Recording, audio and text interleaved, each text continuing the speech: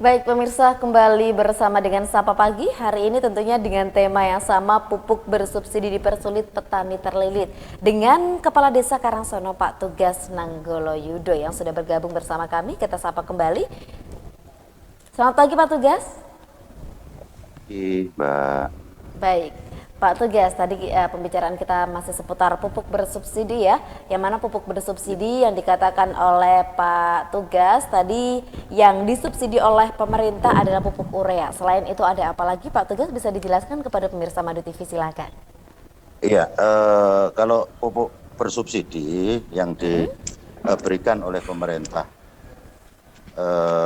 Republik Indonesia kepada seluruh petani, khususnya di Kabupaten Blitar, itu untuk luasan tanah 100 ru itu atau 1.400 meter persegi itu urea 24 kilo satu kali tanam, terus ZA 7 kilo dan Ponska 16 kilo. Nah, terus dalam hitungan ini dihitung 100%, kan gitu. Terus dalam pengajuan ini semua petani harus masuk ke RDKK melalui poktan-poktan yang ada. Nah, adapun semua data itu sudah masuk, namun pupuk bersubsidi itu yang turun, yang digelontorkan, ternyata yang 100% hanya urea. Terus untuk ZA Ponska itu kurang lebih 35% dari pengajuan. Nah, terus ini kan petani juga bingung karena nggak mungkin kan dia pendistribusian itu kan dari distributor pupuk terus kepada agen minta kepada kelompok tani itu mengambil sesuai beratan yang sudah ditentukan. Namun kalau yang 35% dan untuk Ponska dan ZA ini kan artinya dari situ sudah ada masalah, sudah bermasalah di kelompok tani. Yang 100% hanya urea. Ini dari situ aja sudah banyak masalah. Baik. Begitu. Baik, terima kasih Pak Tugas. Terkait dengan hal ini kan kelangkaan pupuk ya, ini terjadi bahkan sampai ada sarasehan yang dilakukan oleh Pemdas Karangsono, dan itu juga hadir, turut hadir juga beberapa gapoktan ya Pak Tugas ya. Iya. Nah, ini kira-kira mengapa bisa seperti itu? Permasalahan awalnya itu seperti apa sampai akhirnya Pemdas Karangsono memutuskan untuk melakukan sarasehan itu? Ya, awalnya begini, ini kan jeritan dari warga kami yang jadi petani, karena 80% warga desa kita itu sumber ekonominya dari pertanian. Betul. Nah, di desa kami ada 4 poktan, kelompok tani, dan 1 ada gapokdes. Akhirnya dari keluhan-keluhan inilah kami pemerintah desa mengundang para kelompok tani di desa kita. Nah, salah satu ketua kelompok tani ini unsur dari sekretaris Gapoktan kecamatan. Maka di saat kami diskusi pengen mengadakan sarasehan, kita minta penjelasan dari dinas terkait, Gapoktan kecamatan Kanigoro ingin dilibatkan atau terlibat karena keluhan ini kan kompleks, bukan hanya di Karangsono, namun merata di seluruh Kabupaten Blitar. Nah, terus setelah kita diskusi, kita adakan acara tersebut dan kami mengundang seluruh elemen atau dinas terkait, bahkan sampai distributor untuk ikut sarasehan. Kami kan pengen acara ini kan kupas tuntas. Jadi sekali kita mengadakan acara ini, ketemulah titik permasalahan itu di mana, harapan kami. Namun beberapa pihak berhalangan hadir tanpa konfirmasi. Baik, kemudian dari adanya sarasehan tersebut yang menghadirkan beberapa pihak, bahkan distributor pun juga turut hadir. apa yang telah dihasilkan dari sarasehan itu, Pak Tugas? Ya, jadi hasil daripada sarasehan ini kami nihil, nggih, karena bukan distributornya hadir, namun distributor satupun tidak mau hadir tanpa konfirmasi. Berarti Begitu. beberapa pihak yang sudah diundang harapannya memang untuk memberikan bagaimana solusi terkait dengan keluhan banyak orang, tapi ternyata tidak hadir dalam sarasehan tersebut.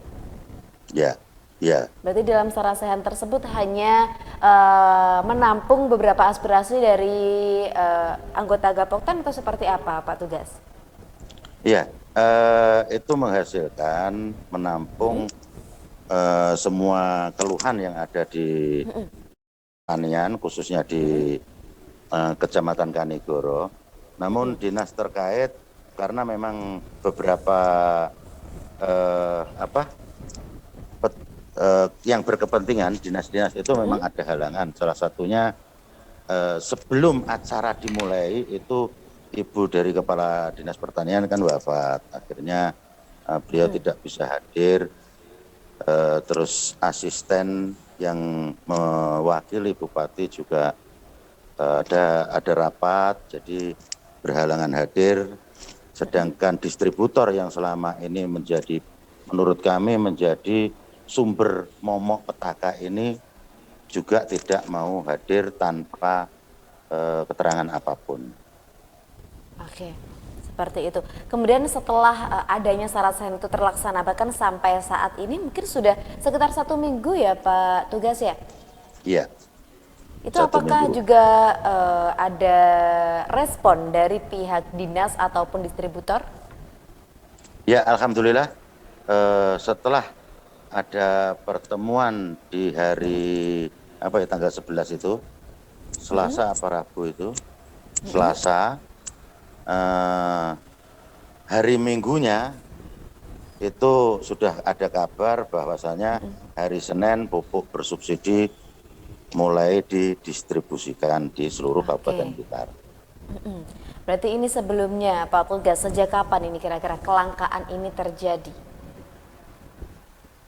Ya, kalau kelangkaan pupuk bersubsidi sulit ini paling menonjol di 2019 mulainya ya. 2019? Atau 2020, 2021 ini mulaian. Baik. Kemudian terkait dengan imbasnya itu kan ke petani Pak ya? Imbasnya ini adalah ke petani terkait dengan pupuk bersubsidi yang dipersulit bahkan dari tahun 2019. Kira-kira dari para petani itu mereka melakukan alternatif yang seperti apa? Ya, yang paling paling mendasar di petani ini, petani selalu ingin mencari pupuk yang bersubsidi. Karena pupuk non subsidi harganya kan ganti. Yang tadinya sekitar 200.000 per karung, sekarang ini 300.000 per karung. Jadi kalau menggunakan pupuk non subsidi yang jelas petani itu semuanya pasti buntung bukan puntung. Nah, di dalam kelangkaan pupuk bersubsidi ini ada hal-hal yang mengejutkan bagi kami. Jadi petani kami khususnya Desa Karangsono, umumnya di Kecamatan Kanigoro ini kan kebingungan pupuk bersubsidi. Namun ada orang-orang yang mungkin mempunyai barang atau gimana ini menawarkan ke petani-petani ke seluruh desa. Bahkan warga desa saya kemarin sebelum kita mengadakan sarasehan dengan Gapoktan ini sudah mengumpulkan data RDKK Desa Karangsono ini untuk membeli pupuk bersubsidi ya, itu dari kecamatan yang di sana katanya ini sumbernya jelas karena saya juga dikontak.